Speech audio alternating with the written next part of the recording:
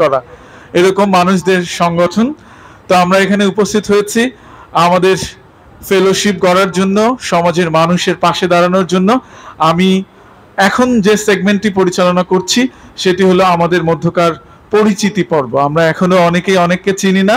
আমরা প্রথমে আমাদের কোথায় পড়াশোনা করেছি, এখন কি করছি, কোথায় আছি, আমাদের জন্মস্থান কোথায়, এগুলো বলবো এবং পুমাক সম্পর্কে যদি কিছু বলার থাকে 1 মিনিটের মধ্যে 1-1.5 মিনিটের মধ্যে শেষ করে আমরা নিজের পরিচিতি পর্বটি শেষ করব। আমি এই সেগমেন্টটি পরিচালনার জন্য শুরুতেই আহ্বান জানাচ্ছি আমাদের এই সংগঠনের সর্বজ্যেষ্ঠ সদস্য, the senior most member of this organization and the chief advisor of this organization, chief advisor of Pumak, honorable sir Mohammad Ali Jinnah sir, please আপনি শুরু করবেন স্যার।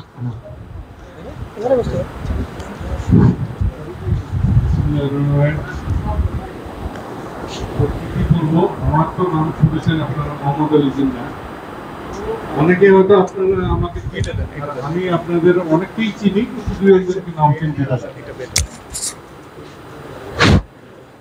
পরিচিতি দিতে গিয়ে একটু বলতেই হয়, আমি সর্বজ্যেষ্ঠ বলেছে তাই জন্য বলছি। আমার জন্ম 1946 সনে। তো ওই সময় আমার মায়ের নাম জহুরা বেগম, বর্গীয় জ দিয়ে একটা নামের দরকার ছিল। তো জলিল হতে পারতো, জহিরুদ্দিন হতে পারতো, কিন্তু মোহাম্মদ আলী জিন্নাহ ওয়াজ রেডিমেড, তো তার নামে আমার নাম রাখা হয়েছে। আমি 1962 সনে, হয়তো অনেকেরই জন্ম হয় নাই 62 সনে, আমি মেট্রিক পাস করছি। আমি বাংলাদেশে তৎকালীন পূর্ব পাকিস্তানের লাস্ট ম্যাট্রিকুলেট। আমাদের পরে শুরু হয়ে গেছে 4টে বোর্ড এবং এসএসসি আর এইচএসসি। আমার সৌভাগ্য হয়েছে মেট্রিক, লাস্ট ম্যাট্রিকুলেট আর প্রথম এইচএসসি। তো আমরা যখন মেট্রিক পরীক্ষা দিয়েছি, আমি একটু বলেই রাখি, এটা একটু শিবের গীত গাইতেই হবে। সে সময় 20 জন স্ট্যান্ড করতো। আমি নিভৃত হারাগাছের একটা স্কুল থেকে 17তম স্ট্যান্ড করেছিলাম। তখন লোকজন গাড়ি ঘোড়া সাজিয়ে দেখতে আসতো, কাই পাশ করছে এত। আর আমার হিসাব মতো তখন হারাগাছে অঞ্চলে আমি হিসাব করেছিলাম 11 জন মাত্র মেট্রিকুলেট ছিল, তার মধ্যে আমার বাবাও ছিলেন একজন। আর এখন ঘরে ঘরে গ্রাজুয়েটদের অবস্থান। আমাদের শিক্ষার মান বেড়েছে কিনা জানি না, শিক্ষিতের সংখ্যা বেড়েছে নিঃসন্দেহে, এটা একটা উন্নতি। তো আমি 1964 সনে কারমাইকেল কলেজ থেকে প্রথম এইচএসসি পাশ করে ঢাকা ইউনিভার্সিটিতে ভর্তি হই ফিজিক্সে। তারপর আমি একদিন বিজ্ঞাপন দেখি যে 20 জন ছাত্রকে পূর্ব পাকিস্তান থেকে পশ্চিম পাকিস্তানে নিয়ে যাবে স্কলারশিপ দিয়ে। সেখানে আমি ফর্ম ফিল আপ করলাম এবং ফর্মের নিচে একটা অভিভাবকের সম্মতি স্বাক্ষর ছিল। আমি বাঁ হাত দিয়ে আব্বার নাম দিয়ে দিয়েছিলাম। জানি, তা আমি যখন ফর্ম ফিল আপ করি, আমার রুমমেট বলছে যে আপনি অযথা ফর্ম ফিল আপ করছেন, এগুলো মন্ত্রী মিনিস্টারদের ভাই ভাতিজা শালা সম্বন্ধীদের দ্বারা ফিল আপ হয়ে গেছে। তারপরেও আমার মনে হলো যে সবাই কি শালা সম্বন্ধী হয়। তা আমি সাবমিট করেছিলাম অ্যাপ্লিকেশন।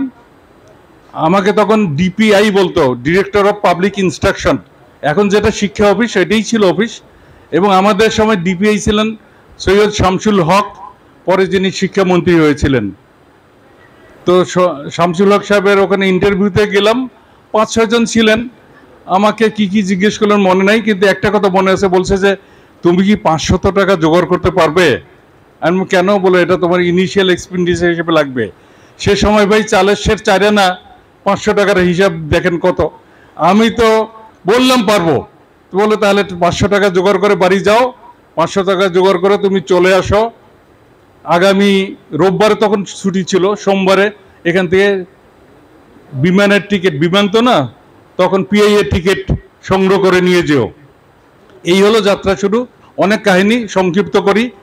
তারপর আমি লাহোর থেকে আমার অনার্স করার পরে আমি কলেজ থেকেই আমি রিক্রুটেড হই, এখন বলে ব্রিটিশ আমেরিকান টোবাগো কোম্পানি, তখন আমরা বলতাম পাকিস্তান টোবাগো কোম্পানি। তারপর তো আমার যাত্রা শুরু। কাজ করতে করতেই আমি ক্যানাডিয়ান স্কুল অফ ম্যানেজমেন্ট থেকে MBA করেছি। এটা আমার কর্মক্ষেত্রের প্রয়োজনে, এই আমার ব্যাপার। এখন আমার হলো ভাই ভূতের পেছন দিকে পা, আমি অগ্রসর হতে চাই, পেছন দিকে আসি। পিছনে আস্তে আস্তে রংপুরে